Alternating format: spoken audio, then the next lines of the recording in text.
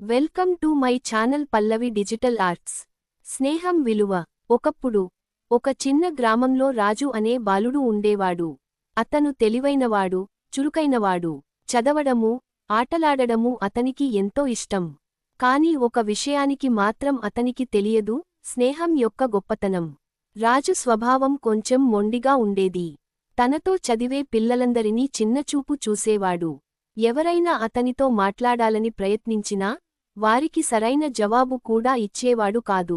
మిగతా పిల్లలు అతనితో స్నేహం చేయాలనుకున్నా అతను ఎప్పుడూ ఒంటరిగా ఉండడానికే ఇష్టపడేవాడు.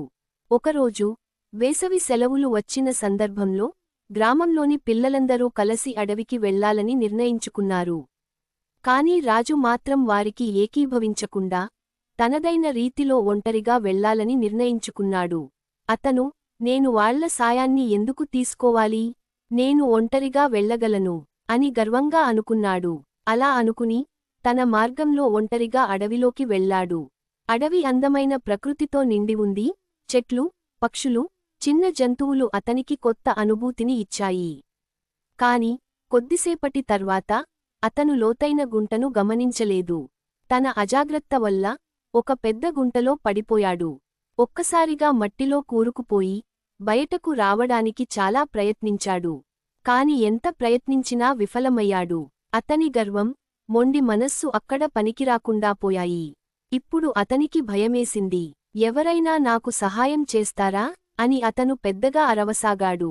కాని అడవి నిశ్శబ్దంగా ఉంది. ఏ ఒక్కరు కూడా అక్కడ లేరు. అతనికి నిస్సహాయత కలిగింది. స్నేహితుల అవసరం ఎంత ముఖ్యమో అర్థం కావడం ప్రారంభమైంది. అంతలో ఆ దారిలో అతని గ్రామంలోని మిత్రులు వచ్చారు. రాజు గుంటలో పడిపోయినట్లు చూసి తడబడకుండా వెంటనే అతన్ని రక్షించడానికి ప్రయత్నించారు. కొంతమంది చెట్ల కొమ్మలు తెచ్చారు, మరికొందరు గొట్టం ఉపయోగించారు. ఒకరికి ఒకరు సహాయంగా నిలిచారు. రాజుని పైకి లాగేందుకు గట్టి కసరత్తు చేశారు. చివరికి అందరి సహాయంతో రాజు బయటకు వచ్చాడు. అతను అంత సులభంగా బయటపడలేనని గ్రహించాడు. నిజమైన మిత్రుల సహాయం లేకపోతే తన పరిస్థితి మరింత కష్టంగా ఉండేదని అర్థం చేసుకున్నాడు. రాజు తన స్నేహితుల్ని చూసి చాలా సంతోషపడ్డాడు. అతని గుండె లోతుల్లో సిగ్గు, కృతజ్ఞత కలిగాయి. నన్ను క్షమించండి, నేను ఇప్పటి వరకు మీతో స్నేహం చేయకుండా ఉండిపోయాను. నా తప్పును అర్థం చేసుకున్నాను అని తన మిత్రులతో చెప్పాడు. వారంతా చిరునవ్వుతో, ఏం పర్వాలేదురా, మిత్రులు ఎప్పుడూ సహాయపడుతారు అని చెప్పి అతన్ని దగ్గరికి తీసుకున్నారు.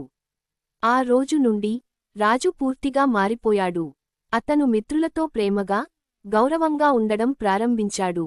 ఎవ్వరినీ చిన్నచూపు చూడకుండా అందరితో స్నేహంగా ఉండే ప్రయత్నం చేశాడు. అతని స్వభావంలో వచ్చిన మార్పును చూసి గ్రామంలోని పెద్దవారు కూడా ఎంతో ఆనందించారు. మంచి నీతి. స్నేహం అనేది విలువైనది. నిజమైన మిత్రులు ఎప్పుడూ మనకు సహాయం చేస్తారు. స్నేహాన్ని గౌరవించడం, మిత్రులను ప్రేమించడం మన జీవితాన్ని మరింత ఆనందమయం చేస్తుంది. Thank you so much for watching. Please like, share and subscribe.